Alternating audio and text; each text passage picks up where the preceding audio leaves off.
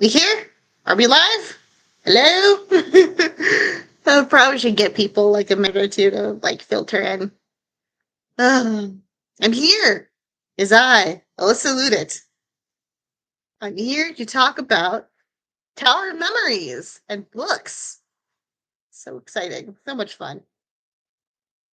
So yeah, in case you haven't read like the title of the stream, it's an AMA, which means ask me questions, I answer them. We have a nice, chill, relaxing conversation about stuff. Uh, so yeah, because you know, I'm we're pretty close to the thought to Tower Memories Book 4 Thawing the Nightmare's release date. Because we're gonna get an official announcement for that sometime during the stream whenever there's people here. People will filter in as they filter in. Deep breaths. uh, but yeah, I'm excited. You should be excited. I have tons of questions. This is gonna be awesome. I'm I'm hyped for this. I'm expecting the stream to last about 2 hours, but it could go on a little bit longer depending on how much we want to just sit here and chat. I have time, thankfully. So I'm excited. I'm also a little nervous, but it's fine. Ah,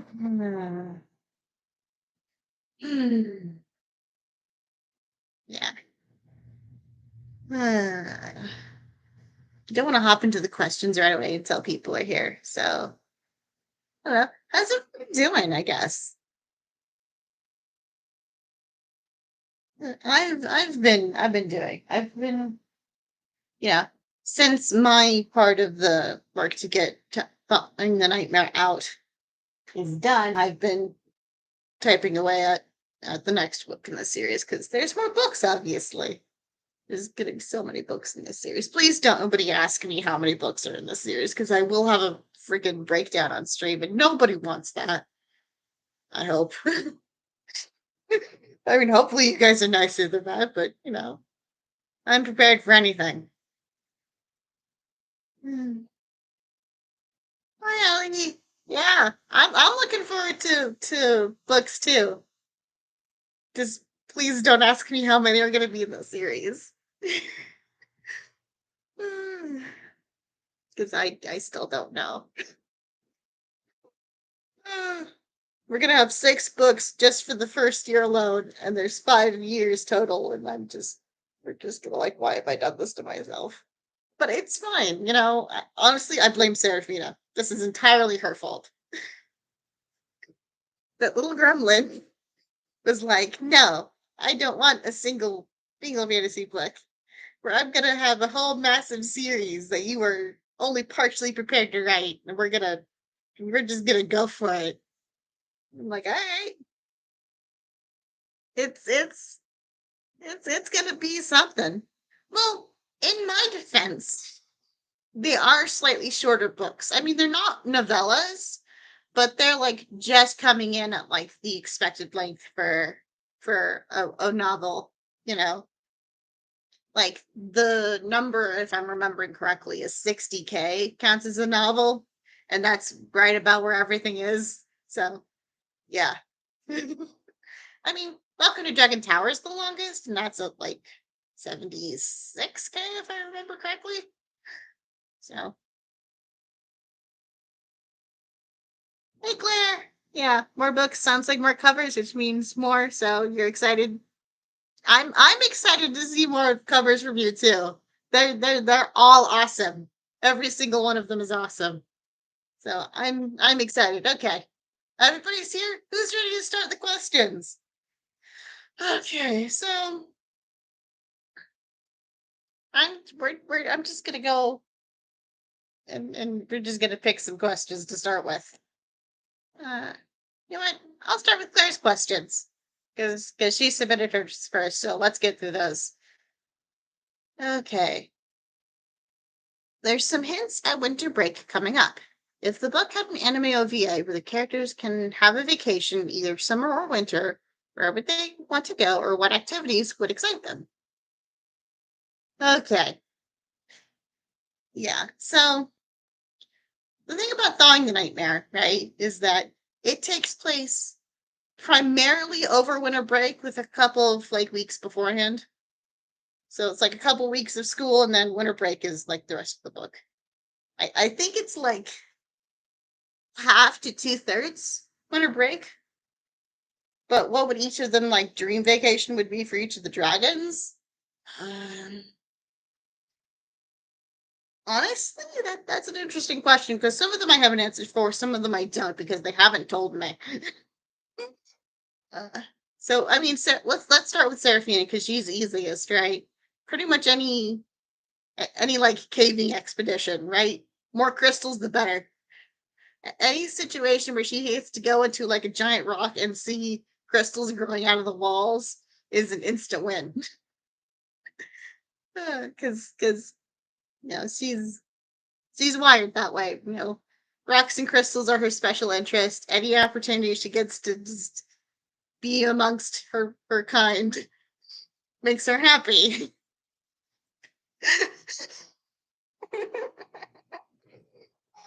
I'm terrible, but it's fine.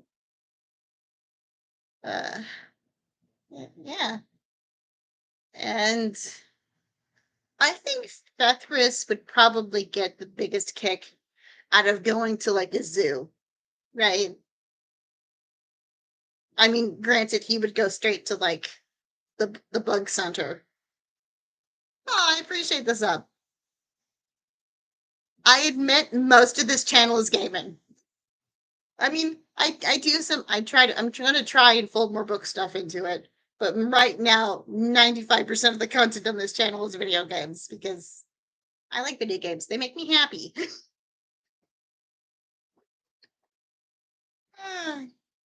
So yeah. Hmm.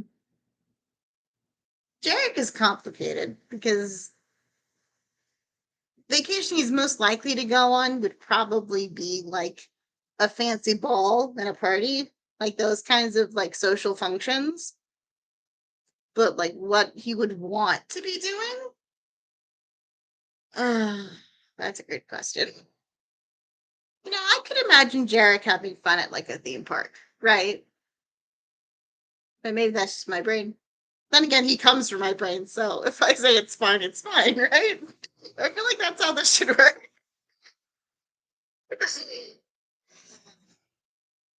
Yeah. So yeah, I think Crystal Cave for Seraphina, Zoo for Fethris, theme park for Jarek. Russell's kind of easy too because he already kind of goes on the vacations he wants to go on the most, and that would be down by the beach because he lives in like Northern California ish area. I don't have a specific city for him either. I'll be honest, neither Serafino or Russell are gonna get like their city named. So we're just gonna get a vague area. Like I could probably point to about where it is in the map, but the towns are probably gonna be fictional. That way I can put whatever I want in them. yeah. Then there's Celica. Oh, Celica. The problem is that Celica does not come from a family that does like vacations as we know them, right? Because she spends a lot more time in elf world than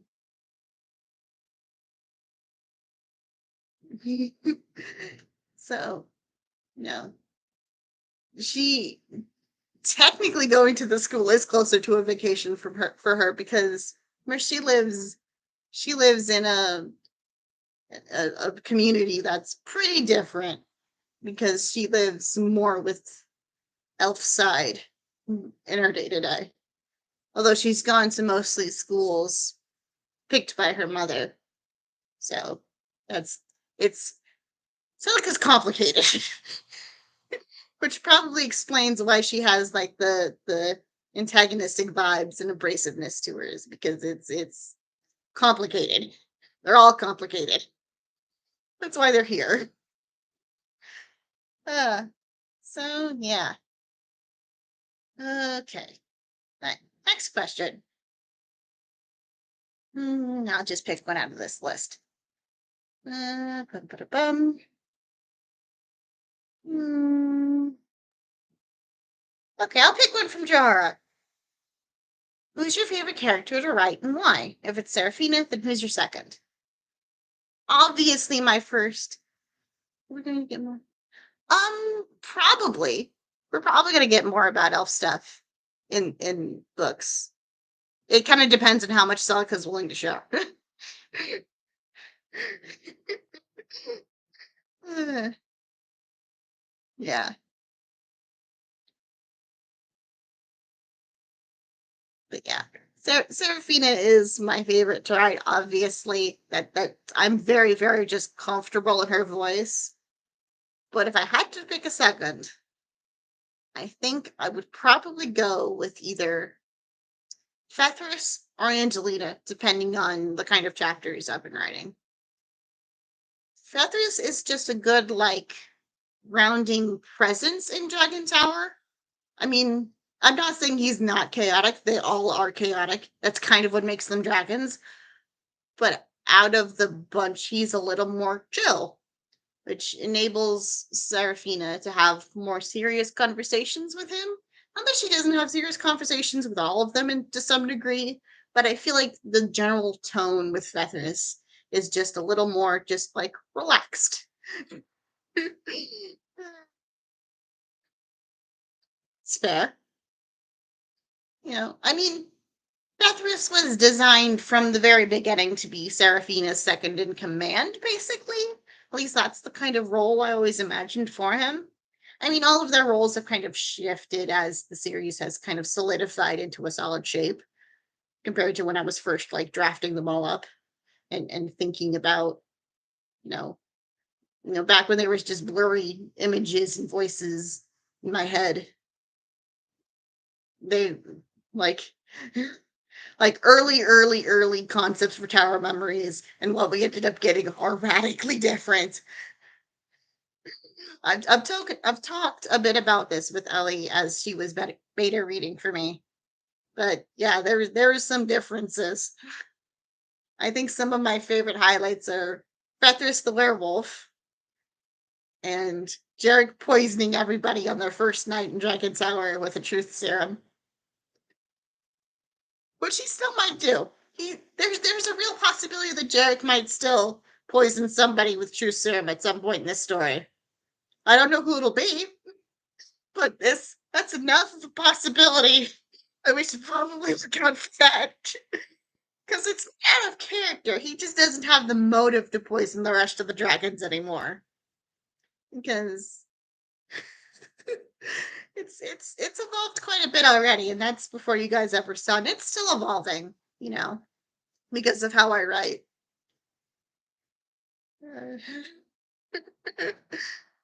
Let's pick a good Ellie question.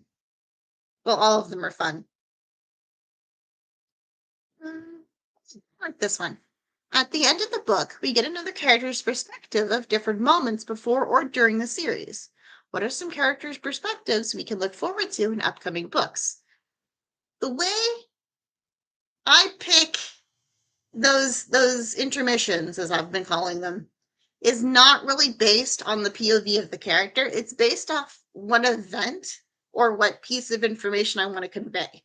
Like when I was always going to do a flashback to the day wasn't the day the exorary formed and how that went down.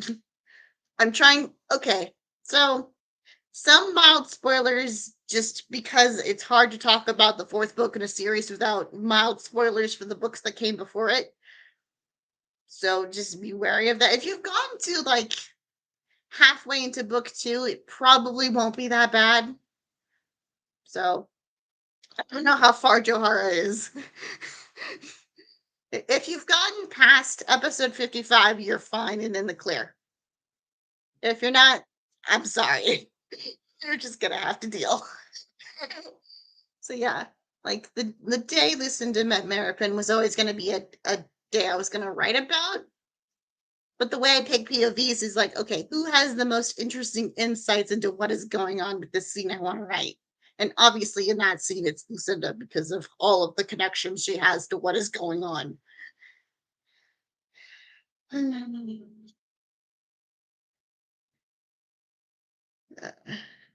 So yeah, some other some other scenes I've written that are on the Ko-fi, however it's pronounced, are fun because I used Celica to give us like the baseline of like what do people normally think when they see Serafina for the first time? Because I think it's an interesting question to ponder for a moment. So I figured Celica was as good as was the most interesting character to answer that question with. So yeah, Lucinda is a lot of fun. She's great. Uh, Most of the characters are fun to write to in some degree. There's a couple of characters I despise as much as Serafina does, but you know, you could probably guess who they are. Hint: one of them is the representative for Pegasus Tower. Uh, Thoth is the worst, but no, he serves his function well enough, so I can't kick him out just yet. Couple more books, then I can drop kick him out the door, and I'm gonna have to write a whole new council for next year. I will worry about next year when we get to next year. Um, tried writing from your perspective.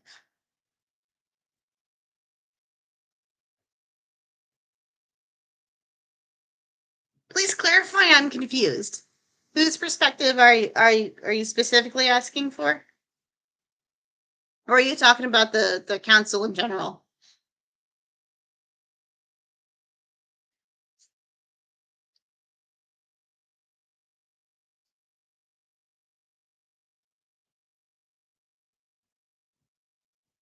Oh well, I could maybe in theory, but the problem is, I don't pick perspectives for the sake of writing from that character's perspective. It's me asking the question of what information or insight into events does this character bring? The problem with Thoth is that he doesn't really have any. Like, he is not in a position to get more information about stuff than Serafina has. And he's not really in a position to shed insights onto how people perceive Serafina, you know? It's like if I was to pick one of the council members to write from the POV of, it would probably be Horace. Because I feel like he might shed some interesting perspectives on certain reveals, like how people like perceive Lucinda, like how that generation perceives Lucinda. Because we know how the adults perceive Lucinda; they perceive her as dangerous. There's a reason that nobody except for like Ruby and Vivian are happy to see her. They're like, "Oh no, oh you're back. Oh no, this is bad." And it makes you almost feel bad for her, but you know, then Lucinda does stuff like sign Serafina up for things against her will, and you're just like, you know, maybe they have a point.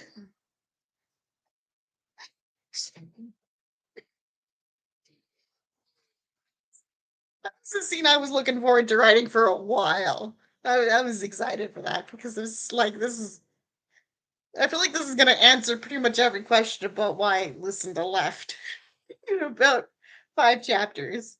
Because you're just like, ah, yeah, I can see where she was like, you know what? I don't need this in my life.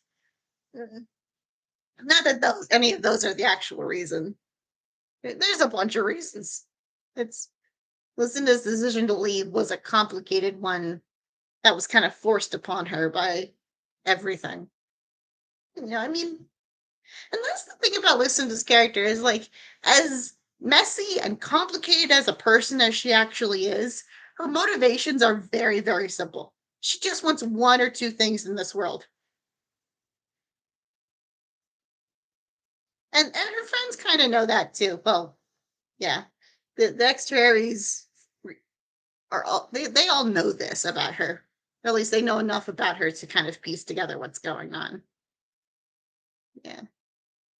Not that most of them didn't know that Lucinda was pregnant when she left. Ruby knew. The others didn't. But once they saw Serafina, they're like, oh, that's why you left. Was because of the kid. Because I mean, and that's the thing is like Lucinda's always been overprotective. Like she was protective of Ruby even before the incident. Even before her face happened. And that seeing, that happen just made it worse. So they're like, yeah, she's probably gonna be an overprotective mother as well. So I mean, I think no mom in the world who's decent would blame Lucinda for being like, I just want to keep my baby safe. So I'm going to take my baby and put as much distance between my baby and the forces most likely to do them harm as I can. You know, and just like that's valid because that's what she wants. She just wants Serafina to be safe. Unfortunately for her, Serafina's a little too much like her for that to be on the cards. Yeah, I mean, Lucinda was raised that as the oldest, you're the one who's responsible for taking care of everybody else. So, which you can blame Vivian entirely for.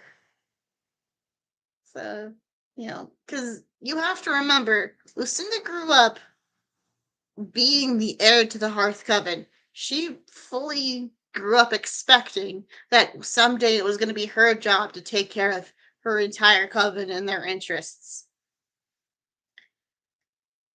And then Victor happened and massive wrenches were thrown into all of that. But that is a conversation they all still need to have because that's complicated now. Because it's messy. Made messier by the fact that neither Jarek nor Serafina want it. But yeah, that's that's going to be a thing that they're going to have to deal with.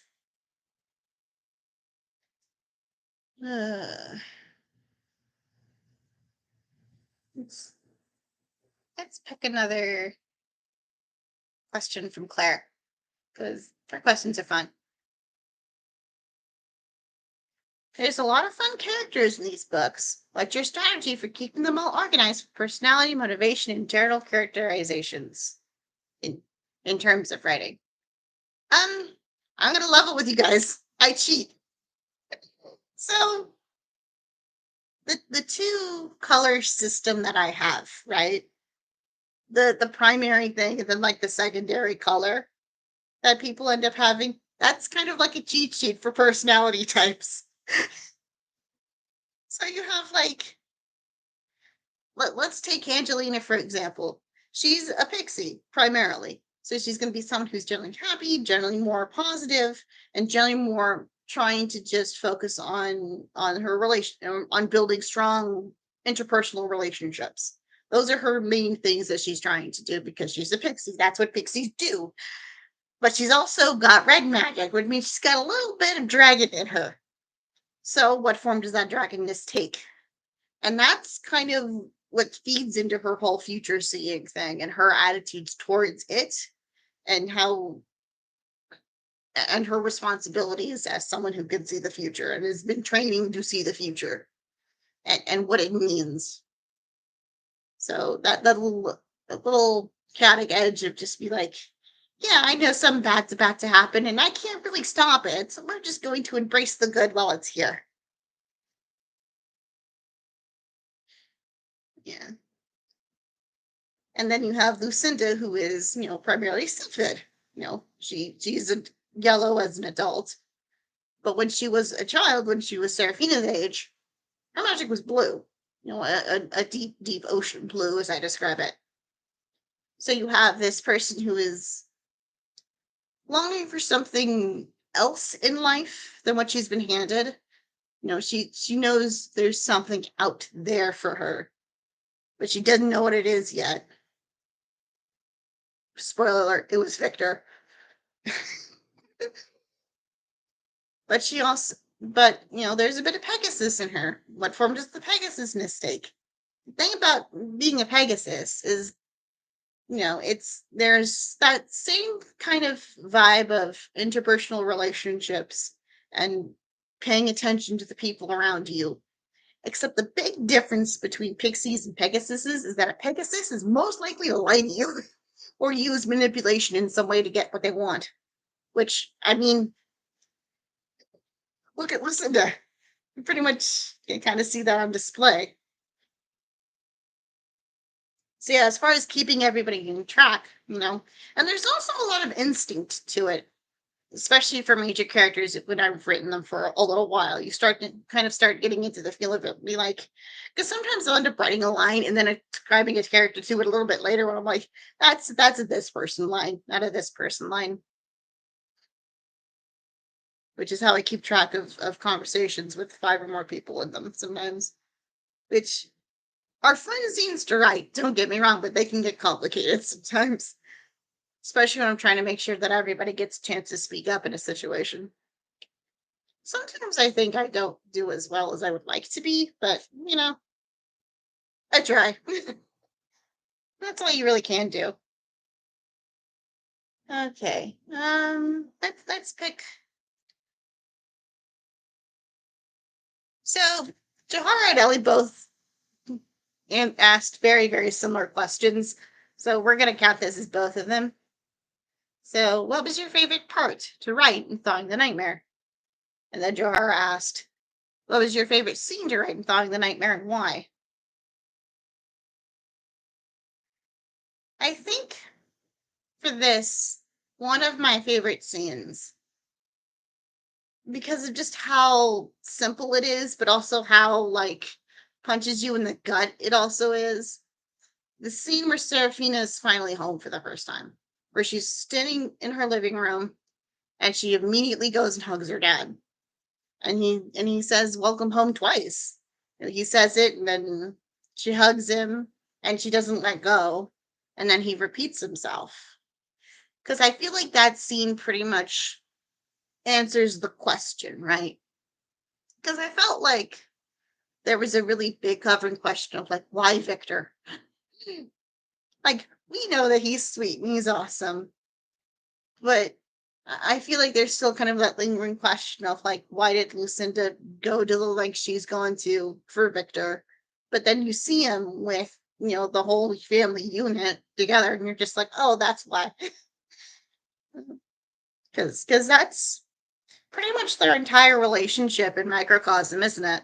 It's Victor's not one for grand speeches usually. If he can convey his meaning in fewer words, he will. I mean, he'll say more words when he needs to get his point across, but generally he's more willing and more comfortable letting Lucinda and Serafina do most of the talking. The Lucinda and Victor PTA meetings pretty much went with just Victor kind of just standing there or sitting there just quiet, whilst Lucinda's just talking the teacher's ear off. Meanwhile, telepathically in their heads, Lucinda's just like, this lady is so not okay. Because most teachers would be like, oh, Seraphine is so quiet, is she okay? And they're just like, no, she's just being Seraphina. Grr, grumble, grumble, grumble. And Victor's just stone-faced, not saying a word. I probably need to write one of these meetings one of these days. Well, I'll add that to the list of potential future scenes that might go on the Ko-Fi, honestly. There's a couple of scenes I want to write, but I still haven't figured out what POV to pick for them. Because there's a couple that could work. So, yeah. That was one of my favorite Thawing the Nightmare scenes. Another one, for a very similar reason, is the trail. And Ellie knows what I'm talking about because she made her eat this. is when Victor takes Seraphina and they go out on a trail together and they just go for a little hike. You know, I love it. It's because the thing about Thawing the Nightmare, and this was always planned as much as I plan anything in the series, was it was meant to kind of be the backstory book for Seraphina. Like this is meant to answer the question of like, why is she doing this? Because Seraphina is taking on an amount of risk to be at the school. And she's going to be taking on more risk as the series goes on. So I think answering the question definitively of like, why does this matter so much to her is really important at this stage. So that was always kind of the plan with Thawing the Nightmare, before I was calling it that. Because Seraphina's putting a lot on the line to be here. Both emotionally and physically, Like there's a danger now. A very there's always been like a passive undertone of danger. Like the curse has always been there. But that's always been like it's probably something we can deal with. Just need some time and a little bit of elbow grease and it'll be fine. And we won't have to think about it. But now something real is coming. Something very, very like concrete, immediate, in our face danger is coming. And I can't say specifics, but Ellie knows what I'm talking about, probably. I'm trying to say this in the least spoilery way possible for those who haven't finished reading the first 3 books yet. But, like, stuff's about to go down, okay? Like, I'm about 10K words into book 5, and stuff is about to go down. So I think that contrast of what Seraphina is leaving behind when she's at the school is important. It's just good to give Victor more page time, right? Because of the situation, there's a limit to how much page time he can get. Not that I'm going to do anything to Victor. I promise Victor is going to be fine. Victor's probably the safest character in the story right now because he is far away from everything. And Lucinda's not going to let anything happen to him. Let's be clear. Like that's kind of the benefit of having Lucinda be the single most powerful magical character in the entire series. Is like she's got this. That's that's kind of the benefit of having Victor be the way he is like he can handle emotional support and emotional stability. Lucinda is just gonna breathe fire on enemies and be done with it. I've talked about this before, but yeah, Victor is just a dude who's willing to listen to people when there's a problem. Yeah, all characters are at risk. Victor is fine because the danger's at the school, and he's not even allowed on the same continent as the school, so it's fine. He's fine. Everyone. Yeah, the only characters that are like in danger right now are the characters that are within school walls. Unfortunately, that's the rest of the cast.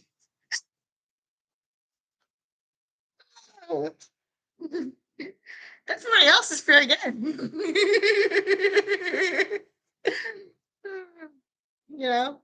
It's fine.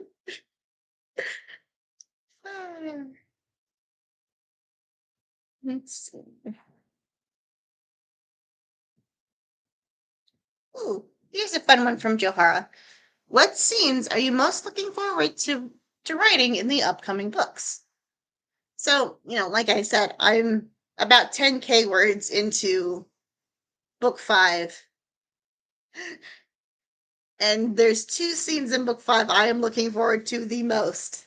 And that's going to be the introduction of Professor Carmine, because that's just going to be a fun time. Yeah. Because I've been planning his introduction for a while. I've been planning his introduction before I knew what role in the story he was going to play. So that's just going to be fun. We're just going to have a fun time. And then, of course, the big thing in book 5 is going to be the red reveal, because we're going to finally get the answer to that question of like, what is going on with her? Who is she? What's her deal? What is going on? So that's going to be, the turning point in the series as far as I'm concerned. Like, I feel like when that reveal hits, Tower of Memories is not going to be the same, for better and for worse. uh, I'm excited. It's gonna be awesome. It's gonna be terrifying, but it's also gonna be awesome. Okay, I'm gonna pick another Claire question.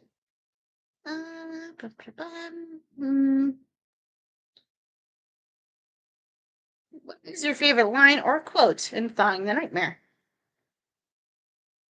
This one took me a while to figure out, because there's a lot of fun quotes in this story. There's a lot of moments where you're just like, yay, we're all having fun. Or, oh, we're all gonna die. So I think my favorite, or at least the favorite that I picked, let me make sure I have it pulled up correctly. Hang on. Uh, right here. I'm just going to read a snippet of this. Now he's going to recognize what this is from. Okay, I'm going to scroll up a little bit. Yeah, we're just going to start at the beginning of this paragraph. I moved my hands to my jacket pockets. I took another deep breath to steady myself while Dad grabbed his keys. Well, Dad grabbed his bag, and then his keys from the small, sallow dish we kept on the counter. A nightmare of color vomit that could only come from the hands of a barely supervised 3-year-old and a paintbrush. The dish itself was neat and near perfectly made, the work of a mother. If one looked closely, they could just see the faint yellow glow from the very bottom, a minor spell to make it near indestructible. So, yeah, I'm going to call that one my favorite. And the reason why is because I think it perfectly encapsulates just my style, right? Because it's not that much of a physical description of this little dish. It's not. It's I'm supplementing emotional weight to the physical, because it doesn't really matter what this dish looks like. It doesn't really matter all that much. What matters is how Serafina feels about this thing, and how her family kind of feels about this thing. And we get the backstory of this little dish by Serafina's description, because she doesn't remember painting this thing. She was 3. She has no memory of doing this, but she knows that it was one afternoon with her and Lucinda just gave her some paints and a paintbrush and just kind of let her loose just to see what she would do. And Lucinda was just watching her like this, like, oh, she's so cute. And then once Serafina was done, Lucinda was like, this is an important memory to me. So I'm going to use, my skill set, which is magic, to be like, I'm going to make sure that nothing ever happens to this ever. And you know, and Victor is just there being like, yeah, and I'll find a use for it. And now I keep my keys in it. It's an encapsulation of their little dynamic as a family, and and it's sweet. And it's how I do that. And I do that for a lot of other things, something very similar for a lot of other things. Like whenever I describe colors of magic, we'll get like a couple of descriptions of the general shade, but from there on, Seraphina will refer to it as, Jarek blue, Russell orange, Fethris green, because I find that that's more useful in the moment. When Seraphina finds a floating human skull and falls into the woods, with no context, you'd be like, that's a weird thing to just do. But when she's just like, oh yeah, it's a Russell orange skull, so I'm gonna follow it, and you're like, oh yeah, because I could sit here and describe the exact same shade of orange 1,000 times throughout the series. Or I could just say it's Russell Orange. And that gives the reader all of the information they need to know about why Seraphina is following this human skull into the woods.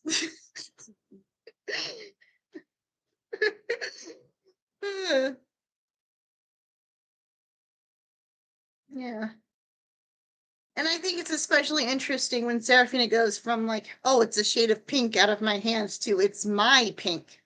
When she finally starts to connect the dots in her head of like, this is my power. This is me, essentially, given energy form. It's yeah. And I feel like those associations are more important in the moment to moment decision making that goes on in the story.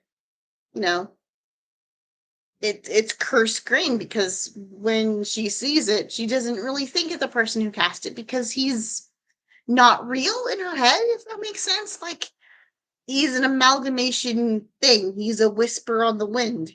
He's not tangible in her mind because she's never been in a room with him. They've never spoken to each other yet. And, as far as she knows, Maripin doesn't even know she exists, which is probably for the best. you know?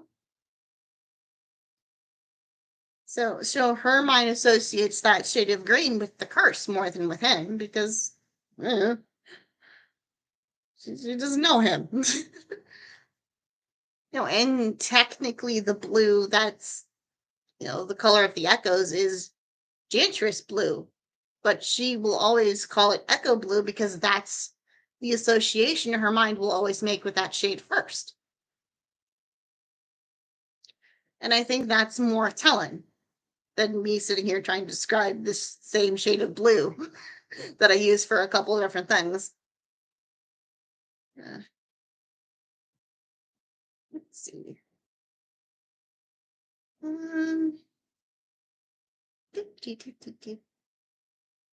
This question.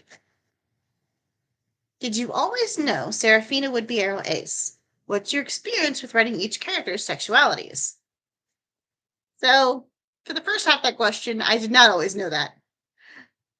The original initial plan, was for it to be Fethris who was going to be like her love interest. And then both of them were like, this is too weird. No, thank you. And then I kind of made the executive decision at that point to be just like, nope, no inter-dragon romance at all. We're just going to not do that. You guys can date people, just not each other. You're all just going to be like siblings. Very, very chaotic set of siblings. And I think we're all happier that way.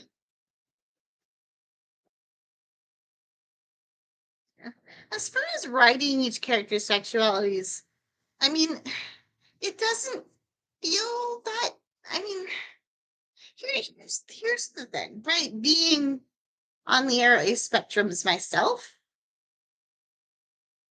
eh, it's I don't see writing a not straight relationship as any different from writing a straight relationship. And I've done both. Because Tower of Memories is not my only book series that I've worked on.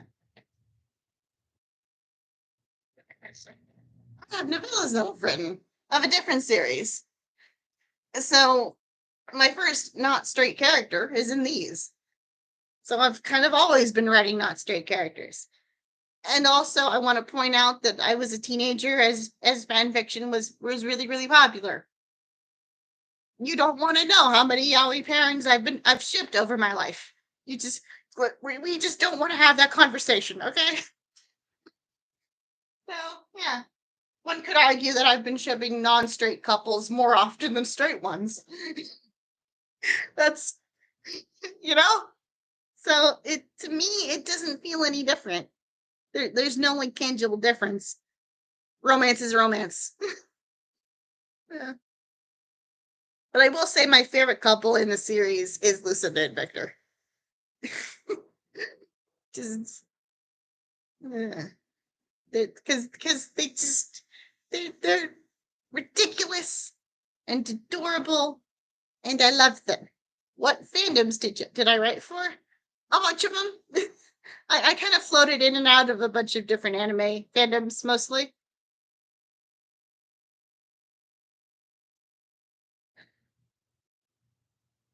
I I mean, some of my fan fiction is still out there floating in the wind. I'm not going to share it because I don't think anyone is ready for that conversation. But yeah. Well, the thing is about fan fiction specifically with me is that there was a time in my life that I thought I was the worst writer in the world and I hated it. And it was just awful and just the worst part of schooling. I know. That's a crazy thing to think about. That's because that was just yeah. So it wasn't until one night when when I was, sifting through fanfiction.net, because this was before AO3 was the big thing. And I just vomited something on a page and threw it up just to see. And then I started getting a lot of positive feedback for it. And something in my mind shifted that day. And it that never because there were a lot of things in my brain that didn't make sense to me. And it took a while to process what was going on. And once I did, and once things finally started to make sense, that's when I realized what it was I actually wanted to do.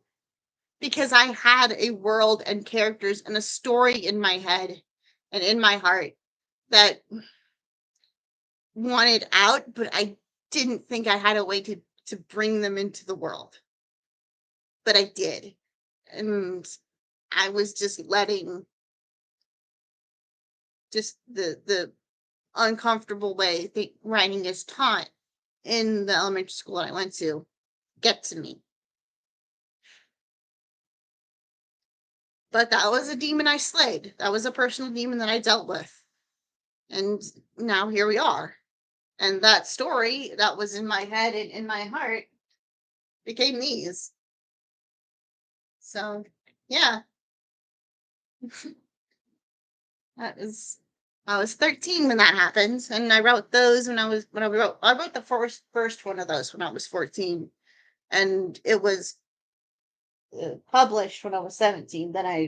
Then publishing drama happened, which is a story for a different day, I think.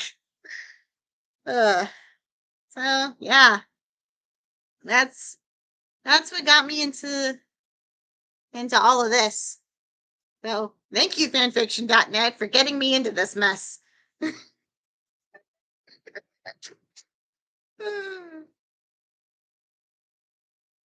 Yeah, let's pick another question before I start crying or something.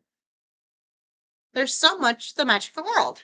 What is your process for world building? What is your favorite element of world building in general? And what part of the magical world in the Tower of Memory series has been your favorite to explore? So, like with characterizations, I cheat. And what typically ends up happening, right, is I think of a situation I want these characters to be in that I try to figure out is what world building makes the most sense to enable that situation. Like, for instance, how do I get 5 teenagers alone in a haunted dormitory with no supervision? Like, how does that even end up happening? Right? Because I knew going into this story what my strengths and general weaknesses are in writing. Like, I know that I can write fun dialogue for hours and hours and hours. Like, I could do hundreds of pages of fun dialogue easily because that's just something I'm good at. What I'm bad at is action fighting sequences, which is part of the reason why this is in a school setting, is to kind of give me an excuse like, why aren't they stabbing each other with swords all the time? Is because they're in a school and you're not allowed to have swords on campus. I mean, they have duels, but those are very but those aren't super common. Those are in very strict like formats. So I can toy with those a little bit. And I also knew I wanted to keep like the central character, like the central cast number relatively small. Like the smaller it is, the easier it was going to be for me to manage. So that's kind of how I settled on the number 5 for the dragons, at least in this first year. Because that was a number I was comfortable operating with. So it's like, okay, how do I isolate these 5? And that's where some of the idea for the towers kind of came from is, let's separate all of these people out from each other. And that's kind of grew from there. It's like, okay, what system would enable me to do that? Do I have a system where they don't find out that who all the other dragons are at first, or is it something they all do together? I was initially going to go with that first option, but then I ended up going with the second one when I was actually writing it because that made the most sense. Because here's the thing, I write with very little planning overall. I go mostly by instinct as we go. So that's why it's easy for me to just kind of build on top of what foundation I laid before. Not because I planned for it to go this way from the beginning, but because I was looking at what I had. I was like, okay, how can I fit these pieces together in a way that makes sense, or at least is plausible enough that we can make this work. And that's kind of how the towers ended up happening as well, is because I designed each of the towers to be like in pairs except for Dragon Tower, because Dragon Tower being by itself was always the plan. Because keeping them like, okay, these 5 are our main characters. Let's keep them kind of separate from everybody else so we can all, so that, we can focus on them. And it gives them an excuse to have conversations away from everyone else. And also gives me an excuse to, because another kind of type of scene I'm bad at is when it's just one character by themselves, you know. So now I can have, all of the main characters kind of in one location. I don't have to like write a complicated explanation as to why Jarek would be like in the main room of Dragon Tower. He lives there. There's no reason for him not to be there. So it's totally okay for him to walk up on Seraphina when she's having a brooding moment to interrupt and be like, hey, what's up? Totally valid. So yeah. And you can tell which towers are paired with each other because they'll start with the same letter. Kraken and Kelpie are a pair. Pixie and Pegasus are a pair. Basculus and Banshee are a pair. And that's kind of how I ended up picking their colors too. Was they were meant to be paired with each other and play off of each other. You have the pink and the blue. You have purple and green, which kind of go together. And you have white and brown, which are kind of similar to each other in a weird way, because white's kind of like the absence of all color, where brown is like the mix of what you get when you mix all the colors together. Right? Because I didn't want to have black be a color, because I feel like black magic has a stigma that no matter how much colorful world building I do is just gonna get ignored. So I decided that it made more sense to make black like the neutral color in this world. Like, because it's a color that complements everyone else's colors. So that's kind of how that happened. So, yeah, when you think about them being in pairs, I think a lot of other things start to make more sense. Because, like, the most obvious example of this is Pixie and Pegasus. Like, they are the two sides of the same coin. You have pixies, which are very socially intelligent and paying attention to the emotions of the people around them and care about people. And it's all very genuine and sincere. That's the main point, is like they are genuinely like this. This is who they are.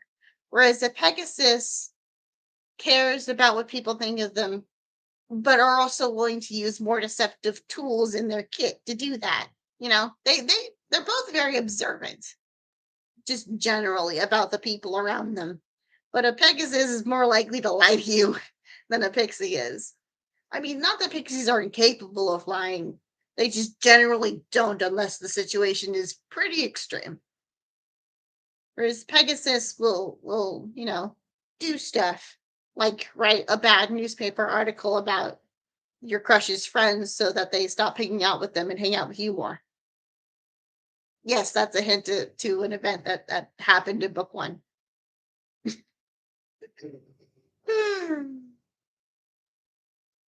Oh, Benny is the worst, but Jarek likes him for reasons that are beyond my comprehension. Yeah, and what's funny is I didn't plan that. I was not initially planning on Jarek and Seraphina to be as connected to each other as they are, but it worked out, so we're just gonna go with it.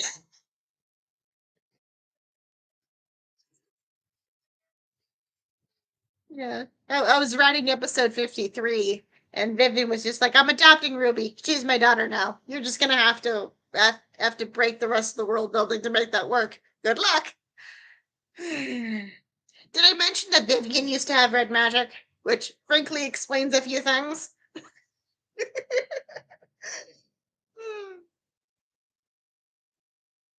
Probably why she gets along with the Dragon kids so well. Well, I mean, she is who she is. That's okay. Yeah. What else is going off the world building? Well, if we ever get to see more of this world, we'll fill it in as we go on. Yeah, that's how the way I kind of describe this story as being told is like if Seraphina and I were roommates and I'm just hanging out on the couch and then she comes in, slams the door, face plants into the cushion, is just like, "You would not believe the day I have had," and then just launches into the story. That's kind of the tone I imagine.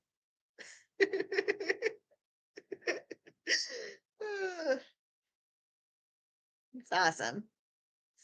Uh, Here's a question from Ellie. Any tips for writing mystery and or maintaining intrigue as brilliantly as you do over multiple books? First, thank you for the compliment. And two, I think the biggest thing is pacing. You want to constantly have a sense of forward momentum. Like we're making some kind of progress towards this mystery. Because if it's, forgotten for 50 chapters and then suddenly comes back up, you're like, what was going on with this? It's you want to have gradual, like not full on recaps, but maybe little reminders of what's going on. And like I said, a sense of forward momentum, like we're getting somewhere. We are slowly figuring out something. You know, and sometimes that puzzling out with the character can lead to the big reveal, as it does as Servina finally figures out with M. I'm not going to talk too much about that because that's big spoilers for the book that isn't even out yet. So shush. Or it can be, pondering what is going on and trying to piece together all of the fragments until we finally get like a proper big reveal, like we're gonna get with Red. Because Seraphina's not going to be able to figure that one out until the universe stares at her with it right in her face. Where it's this is why I write, because I'm not quite as elegant when I'm speaking in person, and I apologize. But it is what it is. I'm better with the written word than I am with the spoken word. Shocking. Let's see. You feel like I kind of answered that one. Let's see. Here's one from Johara. What do you love most about your world? Um, I would have to say the vibes, just like the general like feeling, because it's a blend of a lot of different like feelings and genres. Because I mean, it's a fantasy story, obviously, but it takes a lot of cues from some other types of stories, and I think that gives it like a distinct kind of just general vibe and feeling that it's kind of hard to describe unless you've read it, but it's definitely there. Just the way Serafina interacts with the world, I think, colors it a very particular kind of way. Because one of the ways I would kind of describe Serafina's character is like she feels like the pilot of the worst ship in the Armada, like in like the Space Armada, but somehow it's the ship that always makes it out of the mission in one piece and always and somehow saves the day, even though it feels like it's always needing repairs and falling apart. But she's holding this together somehow, and someone took that kind of personality and plopped her right in a fantasy store and told her good luck. Granted, that person was me, but semantics.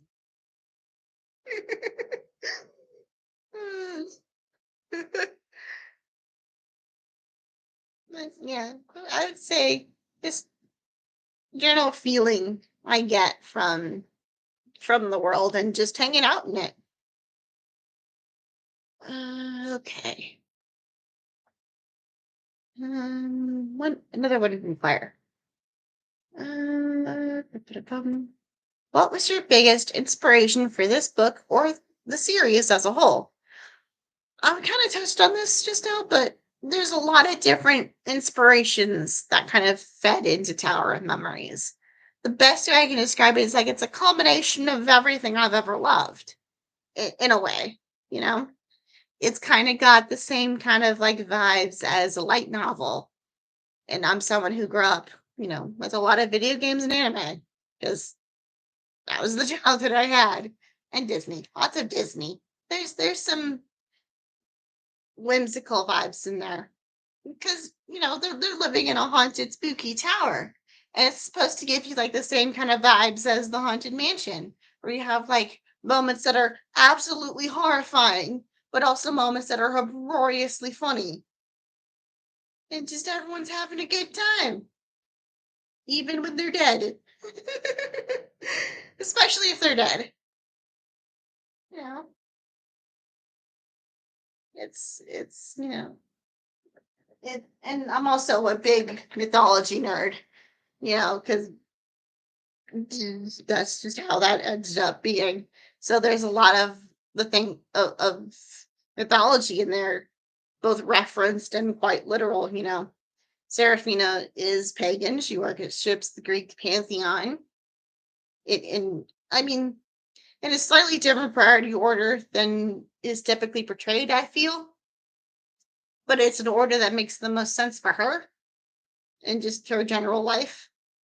Like it doesn't make a lot of sense for her to pray to Zeus, but it makes more sense for her to pray, for wisdom and guidance and magic, and for her to curse out Artemis occasionally. uh, but I mean, I wouldn't say her faith is that strong, if I'm being honest. I mean, it's there, but it's not. It's very low priority for her. Probably because of how I perceive faith as a whole. Admittedly, I'm atheist. I my interest in any of this is more academic than like me believing any of it to be real, if that makes sense. And they play with tarot cards because I think tarot cards are just neat. You know, it's. I mean, I have a deck right here because that's how I plan the Dubium scenes when I write them. Is I'll actually like draw out hands for people and then just design them based on what cards make the most sense for a person who's playing. Like if there's queens in the hand, I'll typically give them to Celica because she's Celica. I don't think I need to explain that one. If you've read the character, you know why. You know, and so pay attention to like any repeat cards that end up in people's hand because there's a reason for it. There's one card that always seems to show up in Seraphina's hand, which is this one. You know, and if you know what this card means, you know why. I mean, honestly, I think the art pretty much sells the whole. I mean, I mean, look at the art on it. You could pretty much guess why Seraphina tends to draw this one. Uh, yeah, I mean, but one story that I was very much big into when I first started writing Tower of Memories. It's great. Yes, I have like a tray of props over here. This is what I do. Is this one? If this will show up properly. The gold is not showing up properly. It's called The Grandmaster of Demonic Cultivation. It's a Wuxia novel. This is the comic version because, yeah. So, yeah, you've got this guy who is high energy, causes chaos and trouble everywhere he goes, but he has the best intentions. It just doesn't always pan out that well.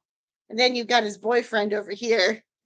Well, they call each other soulmates and they get married by the end. So, you know, who's like the quiet but sincere type. So yeah,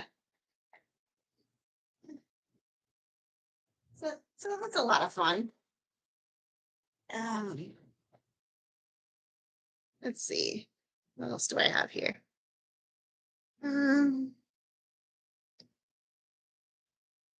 which character would you be most excited to see cosplayed at a convention? Um, that's interesting. I would have to say probably Celica because I feel like Celica is the most complicated to cosplay because of, because like everyone else just looks like people, just looks like regular human people, you know, a wig and the right outfit and you'd be set. But Celica, being, 6 feet tall and having pointy ears and long silvery hair, that's actually much longer than we think it is. Inherently is more complicated as for a person to cosplay. So I think seeing a Celica cosplay would be more fun. But I mean, seeing any of them cosplay would be fun. So yeah, mostly what I want fandom to build is wacky theory videos and lore videos, and because that's the stuff that makes me happy. Is you know crazy theories and AMVs and stuff. Those are the kind of fan works I want the most.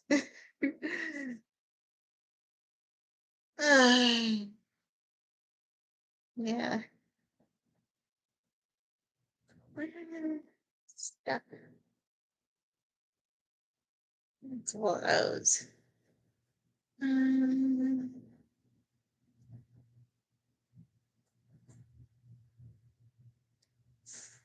yeah, I feel like I answered those.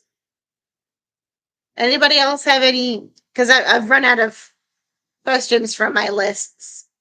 So now is a great time to pop off with any other like thoughts or questions or things.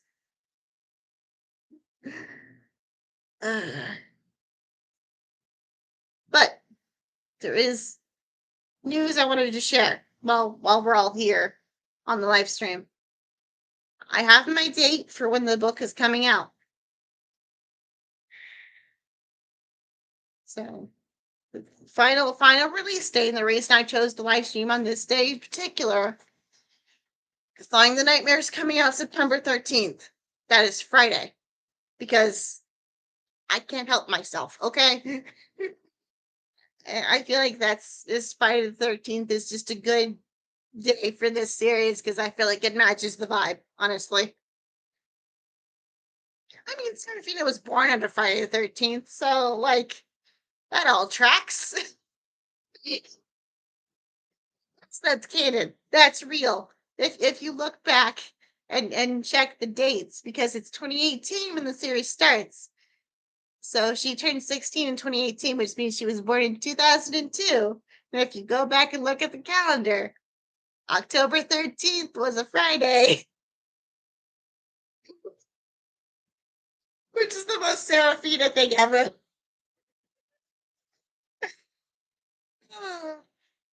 Lucinda knew when she was having Serafina that it was an unlucky day because she didn't know about Friday the 13th.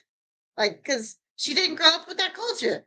Friday the 13th is more of a Christian thing. Victor knew. Hey, he didn't really have any opinions on it, but he knew about it. Yeah. So, yeah, that was fun. Yes, I know everybody. I know all of the dragons' birthdays. I'm not 100% sure on anybody else's birthday, though, because that's what the compendium is for. That's why I have it. It's just this list of just bits of information that I know I'm going to want to reference back to at various points in the series. So, yay. Uh, Let me pull it up. So, yeah, Serafina was October 13th, 2002. Celica is December 23rd, 2002. Russell is January 17th, 2003. Etheris is February 11th, 2003. Blah, words. Jarek is I have this backwards. The 30th of April in 2003. Yeah, Jarek's the youngest, which I feel like tracks, honestly. I'm sure him and Serafina have complicated conversations. Um, well, I picked Serafina's specifically because that felt right, and I knew I wanted her to be the oldest, so I kind of worked backwards from there so that their birthdays would be spread out because I didn't want multiple birthdays in a single book. I knew that. So I gave them enough space in between each that we only have to worry about celebrating one of the dragon's birthdays in any book and not multiple at a time. So that's kind of how I decided the spacing. Most of the dates, they're not random per se, but they probably don't have any specific meaning either, except for Serafina's, because that was mostly a joke because it's fun, right? Because being born on a Friday the 13th is the most Serafina thing ever. I think that's one of my favorite reveals in Thawing the Nightmare, is that we were like, oh, she likes the haunted tower because this is the kind of character who wants it to be fall all the time. And she likes Halloween because she likes monster movies and sci-fi shows and heavy metal music. And you're just like, what is she doing in a fantasy story? Having fun, mostly. Having fun and being mortally threatened with stuff. She's making it work, though. I mean, for the most part. It could have gone a lot worse, all things considered.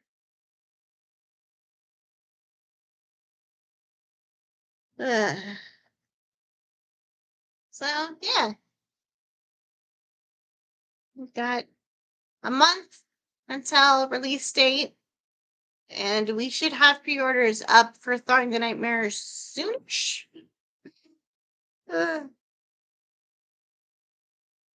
I mean, that's out of my hands. That's going to depend on the cover, Claire. It's mostly done. We're just getting formatting, I think, at this point. But it's pretty. It's so pretty. I mean, obviously it's pretty. Claire drew it. She drew, all of these. So,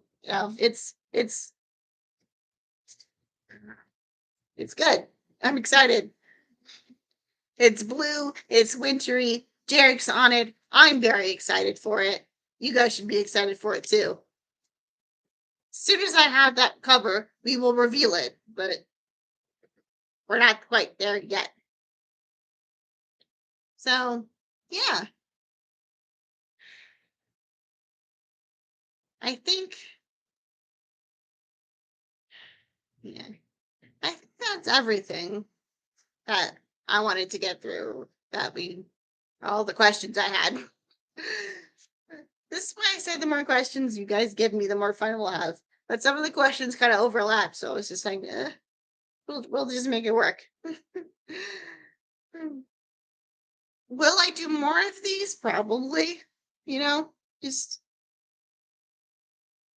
I don't know when or how regular this is going to be, but I'm hoping we'll get to do more of these, and I'm hoping to do more writing live streams and just writing stuff in general. But yeah, it's just kind of a multi-purpose channel. And then we'll work on it. I'll work on it. It's all good. So yeah, do I have a favorite book of the series so far? Um, I mean, book one has a special place in my heart. It does. So I think I'm going to answer book one right now out of the books that are complete. When it's done, book five will probably be my favorite.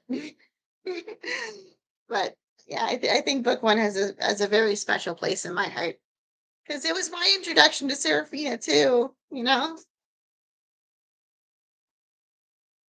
It's. I mean, because that's the point, right? Each book has like a central like question it's supposed to answer. This one was, who is Serafina and why should we care about her? And the answer is, she's a chaotic little gremlin who tries her best. Results are mixed. And this one was, what's the deal with Dragon Tower? And this one's question was, how did we get here? Like, what series of mistakes led us to this point in our lives? The answer is a bunch of mistakes from previous generations. But they handed Serafina this mess. She's going to clean it. And they may not like the form that cleaning takes. But they're all just going to have to live with that. I think we get a little bit of that Thawing the Nightmare of like what Serafina might do if she is given certain levels of power. That's on the table. Because Jarek doesn't want it from the vibes he gives us. So if he tries to force it on Serafina and she's just like, fine, if you're gonna give me power, I'm gonna do whatever I want with it. And that may not be what certain parties want to see, but them's the consequences of your decisions. That's that plot line's gonna be a mess before we resolve it. But we'll figure something out. But I think that's all the steam I have for today. But yeah, we'll do more of these, I promise. If you can think of more questions and stuff, keep note of them. And I'll promise to keep updates. Follow me on Twitter. And there's links for books and stuff down below for people who find this and haven't read my stuff yet. It's all there. The Ko-Fi link is down there too. If because there's stuff there you're definitely gonna want to check out, Ellie. Because there's a couple character POVs in there that I think might surprise you, or at least might intrigue you a little bit. Because I know which one is my favorite. That's the Ethan one. That one was heartbreaking to write because it takes place before the series begins. It takes place about 2-3 weeks before he asks Serafina out to the dance. And we all know how that went. Oh boy. So it's a bit like watching a train wreck in slow motion. Yeah. So anyway, This was fun. I'll do more of these, I promise. And I will see all of you next time. Bye bye.